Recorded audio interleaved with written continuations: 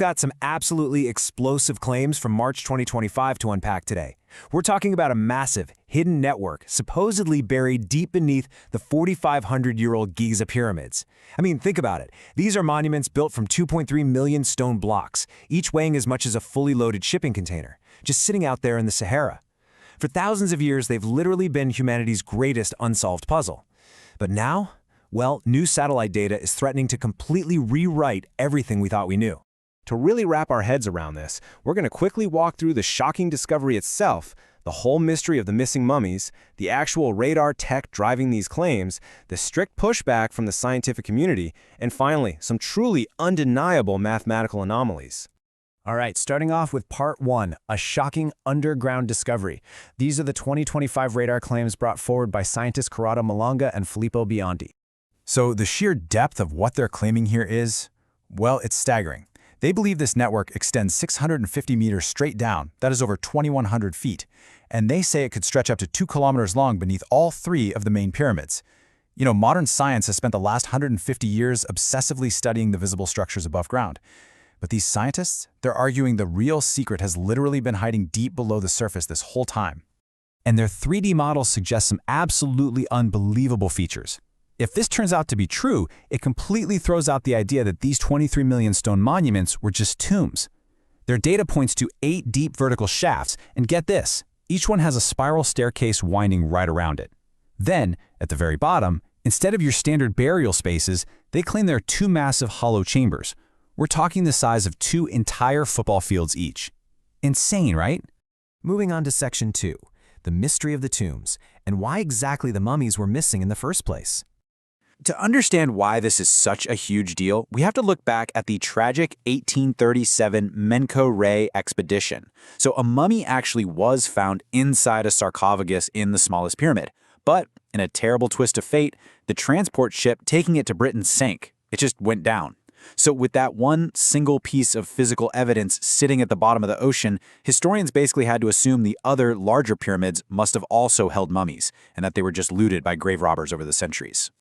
But these new underground claims, they've completely resurrected some wild old debates. It really pits the mainstream tomb theory against stuff like Nikola Tesla's 1905 idea that the pyramids were built to harness wireless Earth energy. Yeah, Tesla actually believed these structures were part of an ancient energy grid, and he was even working on a wireless power project based on this idea before he passed away. Honestly, if massive, complex shafts really do exist down there, it breathes a whole lot of new life into these highly advanced alternative theories. Okay, section 3, SAR technology. Basically, how on earth are they seeing beneath the stone? How do you look 2 kilometers underground from space? Well, normal radar just cannot penetrate deep stone. It reflects right off the hard surface, or maybe, if you're lucky, scratches a few feet deep.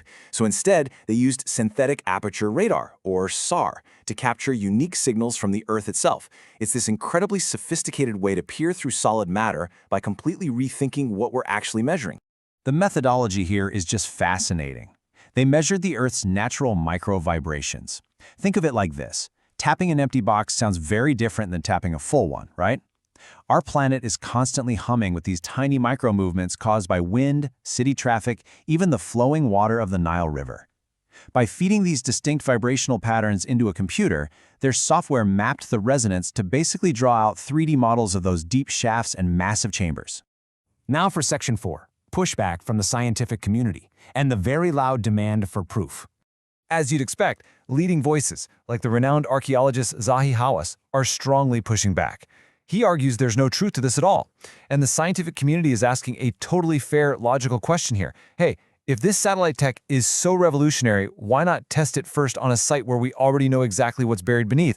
It's a completely reasonable demand to prove the tech actually works before we go rewriting human history. And ultimately, without getting shovels in the dirt, these radar models remain completely unproven speculation.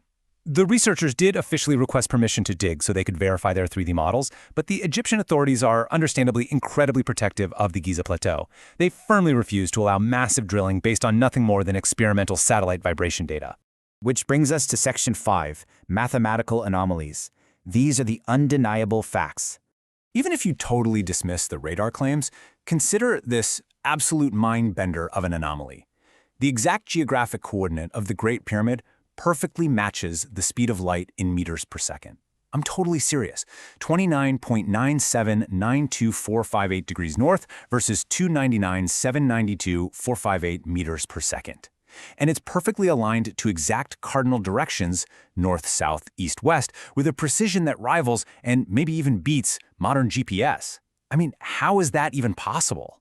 And it doesn't stop there. If you divide the slope of the pyramid, which is 186.4 meters, by half its base, 115.2 meters, you get exactly 1.618. That is the golden ratio, a divine proportion of nature somehow utilized 4,500 years ago. This is the exact same mathematical ratio we see in flower petals, seashells, and the proportions of the human face. The Greek mathematician Euclid first defined this ratio 2,300 years ago, right? Yet here it is baked perfectly into the geometry of Giza thousands of years before him. So, as we try to balance strict scientific skepticism with this frankly undeniable ancient ingenuity, we are left with one massive question.